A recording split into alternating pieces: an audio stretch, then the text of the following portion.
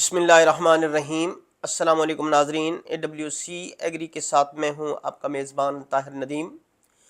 नाजरीन, बात करेंगे मौसम की, उसके साथ साथ ज़राअत, खेती बाड़ी और किसान की। सबसे पहले मौसम। आइंदा 24 घंटों के दौरान मुल्क के बेशतर इलाकों में मौसम खुश्क रहने का इम्कान है, अगरचे बाज़ इलाकों में हल्के से गहरे बादल देखने को ज़रूर मिलेंगे, ताहम बारिश होने का इम्कान नहीं है। बाज़ इलाकों में स्मॉग और धुंध की कैफियत भी देखने को मिल सकती है। आइंदा 24 घंटों के लिए अगर बात की जाए बलूचिस्तान की, तो यहाँ बेशतर इलाकों में मौसम खुश्क रहने का इम्कान है, जबकि क्वेटा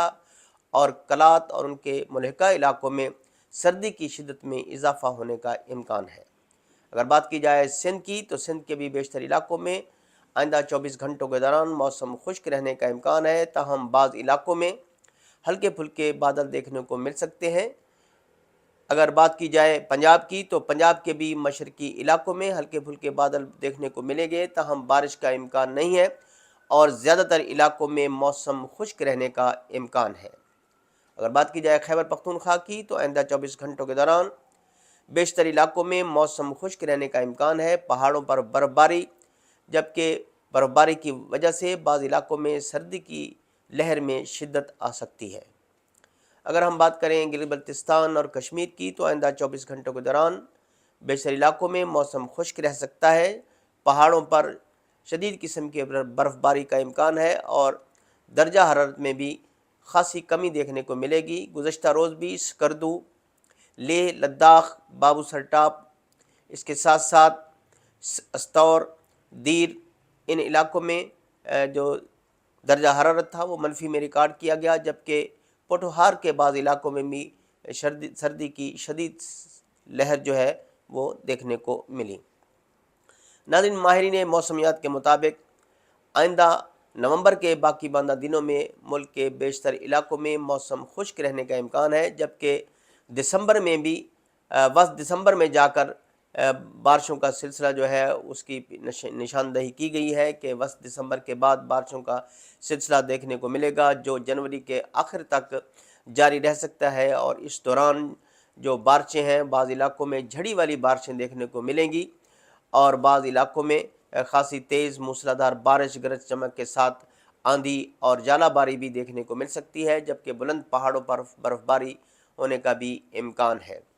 नाज़रीन, ये थी सूरत हाल कुछ मौसम की। अगर हम बात करें ज़राअत और खेती बाड़ी की, तो चूँकि मौसम जो है इस वक्त खुश्क है तूल व अर्ज़ में,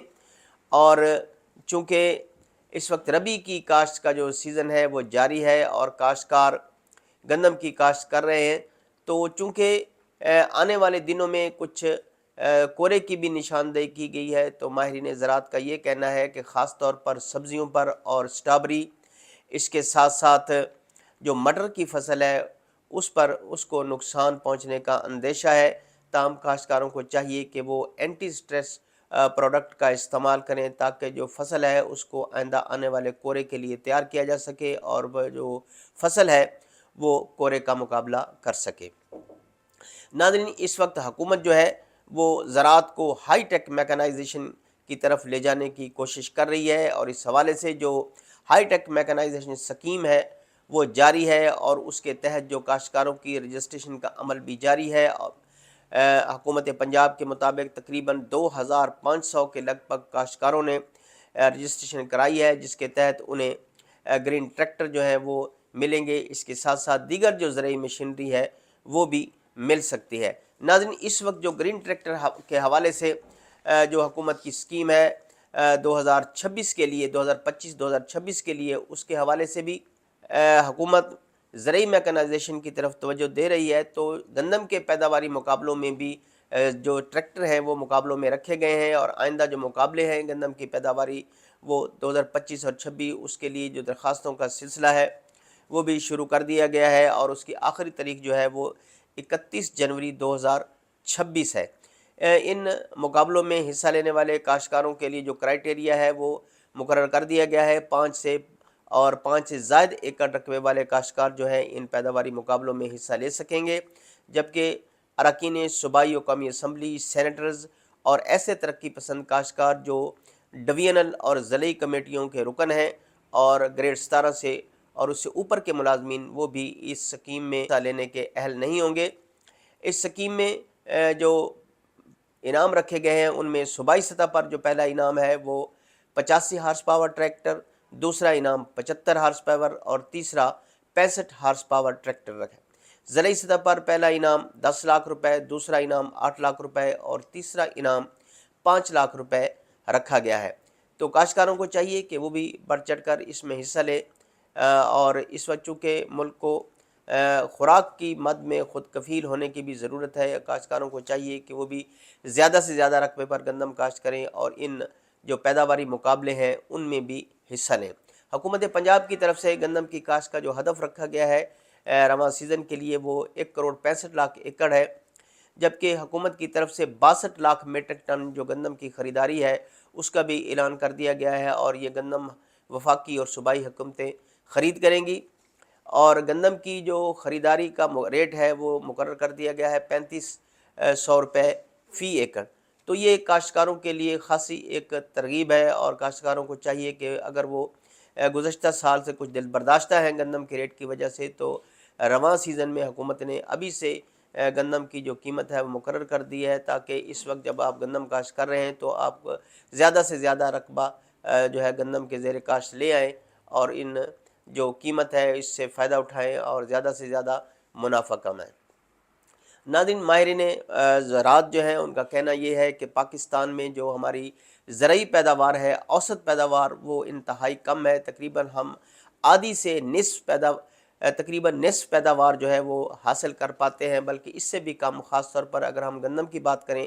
تو ابھی تک جو ہماری اوسط پیداوار ہے وہ 33 سے 35 من فی ایکڑ ہے، جبکہ کچھ ایسے کاشتکار بھی موجود ہیں جو 60 سے 70 من فی ایکڑ پیداوار بھی حاصل کرتے ہیں۔ تو اگر ہمارے اوسط جو کاشتکار ہیں جن کی تعداد بھی زیادہ ہے، وہ بھی اگر کوشش کریں اور اپنی گندم کی فصل پر توجہ دیں، بر وقت آپ پاشی کریں، گندم زمین کی بھرپور طریقے سے تیاری کریں، زرعی مداخل کا وقت پر استعمال کریں، تو وہ بھی بھرپور پیداوار حاصل کر سکتے ہیں۔ ہمارے کاشتکار اکثر اس بات کا ذکر کرتے ہیں کہ جو ان کو قیمت ملتی ہے اجناس کی، ان سے ان کے جو پیداواری اخراجات ہوتے ہیں وہی پورے نہیں ہوتے۔ اس کی بڑی وجہ یہی ہے کہ ہماری جو اوسط پیداوار ہے فی ایکڑ وہ بہت زیادہ کم ہے۔ اگر کاشتکار اپنی اوسط پیداوار میں اضافہ کر لیں تو ان کی یہی جو فصلیں ہیں، خواہ وہ گندم ہو، بھٹی ہو، دھان ہو، یہی جو منافع بخش ہو سکتی ہے اور ان کے لیے بھرپور منافع کا باعث بن سکتی ہیں۔ اس کے علاوہ کاشتکاروں کو چاہیے کہ وہ غیر روایتی فصلوں کی طرف بھی توجہ دیں، جن میں چیا سیڈ ہے، کینوا سیڈ ہے، یہ سپر فوڈز کے زمرے میں آتے ہیں اور مارکیٹ میں بھرپور قیمت حاصل کرتے ہیں۔ کاشتکاروں کو چاہیے کہ جہاں ربی سیزن میں وہ گندم، چنا اور دیگر فصلیں کاشت کر رہے ہیں، وہاں ان فصلوں کے لیے بھی کچھ نہ کچھ رقبہ مختص کریں اور ان فصلوں کو کاشت کر کے بھی ایک تجربہ حاصل کریں کہ یہ فصلیں کس قدر ان کے لیے منافع بخش ثابت ہو سکتی ہیں۔ ناظرین، یہ تھی صورتحال۔ آئندہ سیگمنٹ تک اپنے میزبان طاہر ندیم کو دیجیے اجازت۔ اللہ نگہبان۔